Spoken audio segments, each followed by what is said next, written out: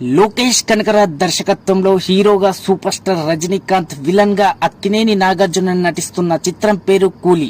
Trailer బట్టి చూస్తే కూలీ అనేది ఒక శక్తివంతమైన కథతో కూడిన మాస్ యాక్షన్ థ్రిల్లర్ మూవీగా అనిపిస్తుంది. రజనీకాంత్ ఒక పాత కూలీగా కనిపిస్తున్నాడు, కానీ అతని గతం మాత్రం ఎంతో రహస్యంగా ఉంటుంది.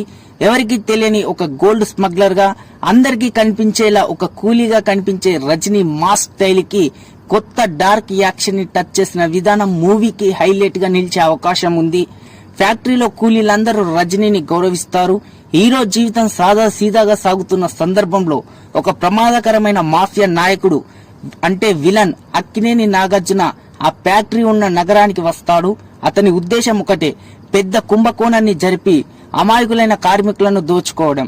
హీరోకి కొందరు, విలన్ కి కొందరు ఫేవర్ గా real star Upendra, Bollywood hero Aamir Khan, అలాగే సత్యరాజు, శృతి హాసన్ మరియు హీరో రజనీకాంత్ కు మధ్య ఉండే ఎమోషన్ సీన్స్, అలాగే సౌబిన్ సహీద్ హాస్యంతో యాక్టింగ్ తో వేరే లెవెల్ అనిపించుకుంటాడు.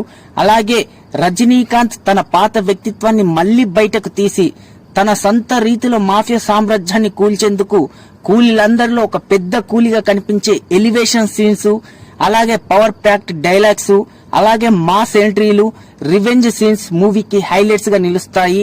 ఈ సినిమాలో పాత రజనీని చూస్తే భాషా సినిమా చూస్తున్నట్టు అనిపించే కొన్ని సీన్స్ ఉంటాయి. అవి